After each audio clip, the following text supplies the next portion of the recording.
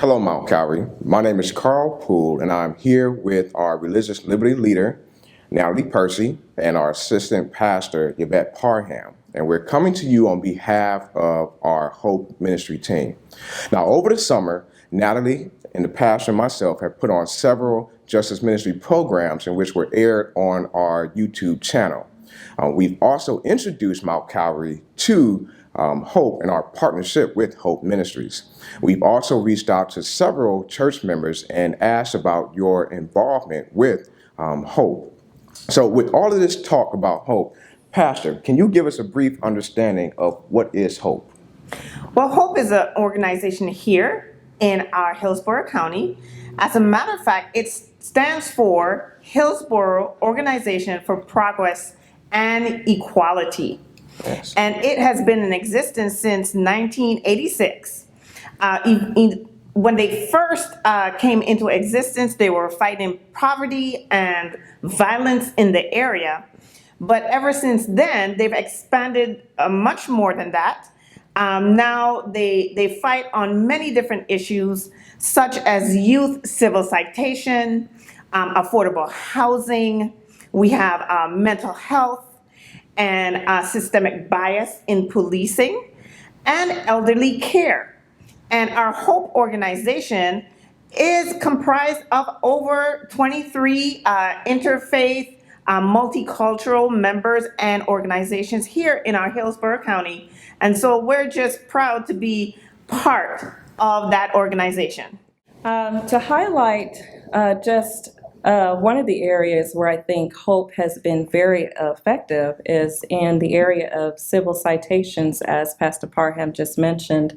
Members of H.O.P.E have been working with lawmakers and also our sheriffs to promote a program called the Juvenile Arrest Avoidance Program Policy. I think that's correct. And what that does is it allows youth to enter into what's called a diversion program. And through that diversion program, youth will maybe able to complete community service, or maybe, provide some sort of restitution, and it allows them to avoid having an arrest record, which we know could have long-lasting, very negative effects. Yes. And so in 2014, I believe that maybe only about 20% of youth were allowed to participate in this program, which means that about 1,050 youth were receiving arrest records, which could affect further later employment or even continuance of their education. I think last year in 2020, those numbers were up to 80%. As a matter of fact, last month, May of this year, Sheriff Chad Chronister, Pinellas County announced that the program will be mandatory for all first-time misdemeanors.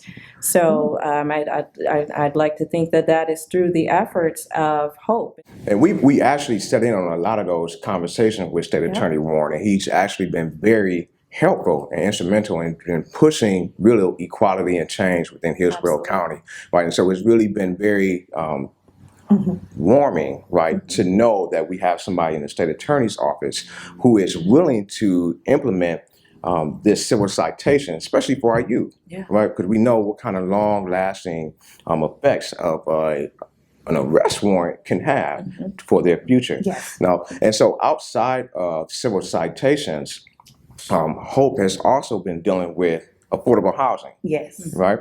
And so just in Hillsborough County alone, 200,000 residents, which makes up about 40% of the population, spend 30% of their annual revenue or monthly revenue on housing.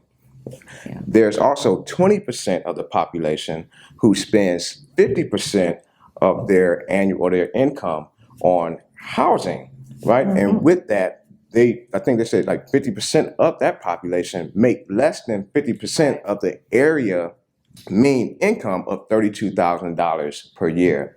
And so what we see is with the increase in inflation and the lack of real good paying jobs in Hillsborough County, we have a mass majority of our population who is really honestly facing homelessness. Yes. It's a real Right. crisis. And so the good thing is, Hope, what they have done is they have gone to lawmakers and they have lobbied for change, right? And so what they have actually got is the Hillsborough Board of County Commissioners in 2018 to allocate $5 million of their budget to affordable housing, right?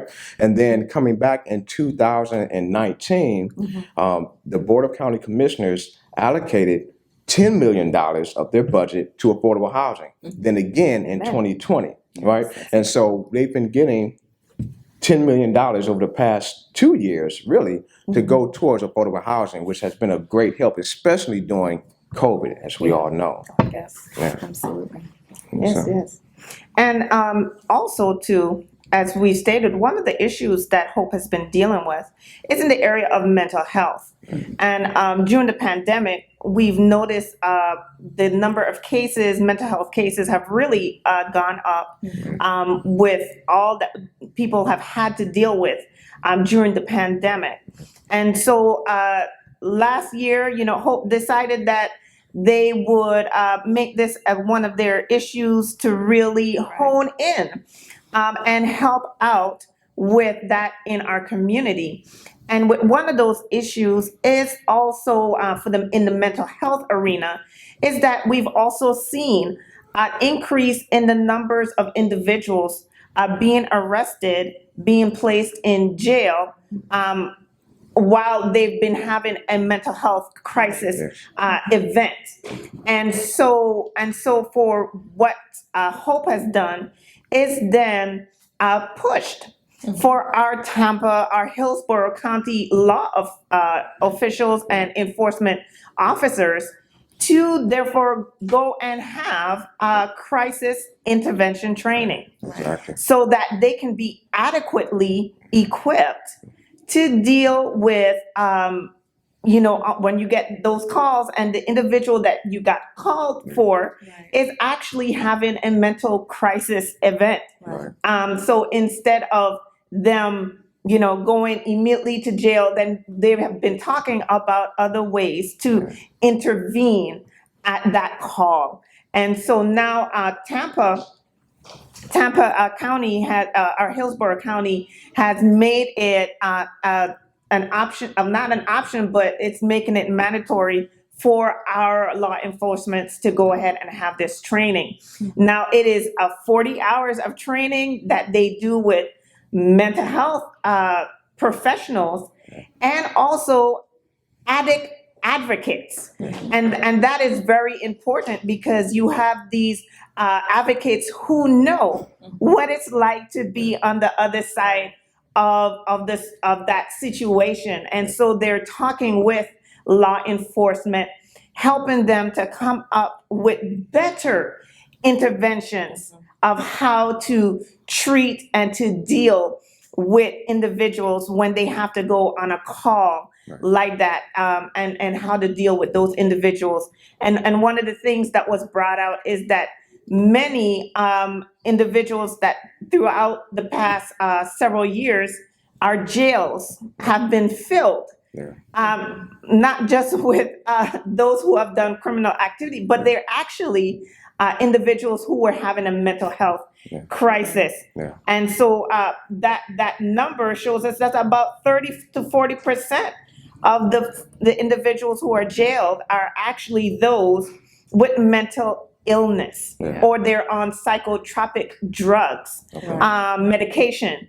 And then the other statistic that I was really surprised about said that 60 to 80% of the imprisoned population is actually suffering from a co-occurring mental issue.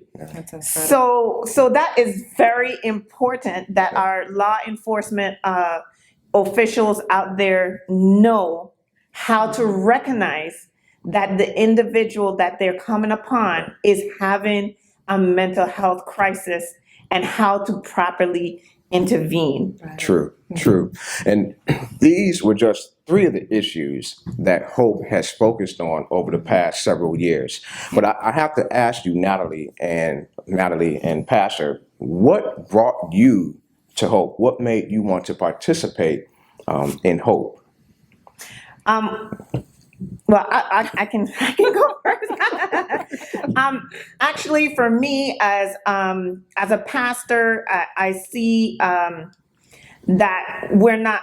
It's part of our moral duty to be able to do these things for those around us in our community. But I also, as I lived through all these seasons of marching and protests, I really sat back and I thought about it. And I said that, it's good to be in marches and protests, but it's even better to be part of an organization that is moving forward to have policies and procedures, make changes in those policies and procedures that govern our society, our nation, our government, so that effective change can happen. I think to protest and to march and to rally is to bring awareness, but to be part of a justice ministry is to effect long-lasting change. Right. And I believe we ought to have both in order to balance it. And this is why I have joined Hope Justice Ministry here today. All right. Right. Now, Natalie, what about you? Well, I think that was perfectly stated. I mean, can I just say ditto? Yeah.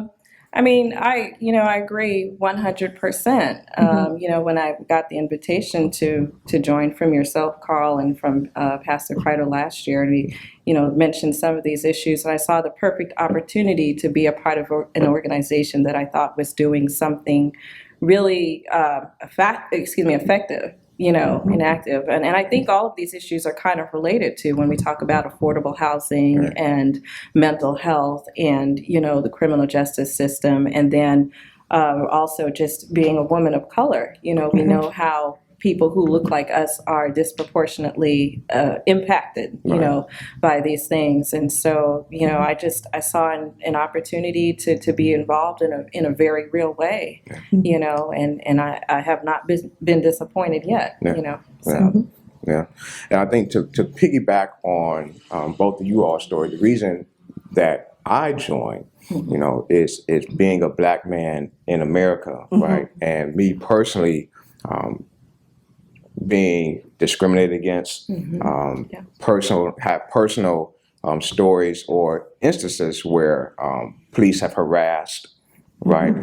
Having loved ones be killed by police. For me, the big thing as far as joining Hope was to be a part of the civil citation, making sure that next generations aren't getting arrest records when they're actually juveniles, where they can actually have some sort of avoidance or program in which they are able to correct. And then also with the systemic bias in policing. And that's what originally brought me to Hope. But then once we got into what actually Hope does, right, and how we are actually going out to lawmakers and we're making sure that we are enforcing change, right? And then looking at how in our Nehemiah action we had 1,500 people that actually got a chance to sit down with Board of County commissioners, got to sit down with state attorneys, right, to try to make sure that we can enact change in our neighborhood, right, in our home, and in our environment. And so that's one of the major reasons why I joined Hope Ministries, right? And so now that our doors are back open, we will be ramping back up our Hope Ministries program. And so we're asking you if affordable housing, if systemic bias in policing, youth civil citations, mental health, and even elderly care are the things in which you are passionate about, which have affected you individually, and you want to be a part of Hope Ministries, we ask that you go onto our website and click on the connect button and put a note saying that you are interested, right? And what you can do is also reach out to Natalie or reach out to Pastor Parham, and also let them know of your interest and your willingness to participate. Right? Indeed, indeed. Yeah. And so we want to thank you for your time today. God bless, and we hope to hear from you and see you again soon.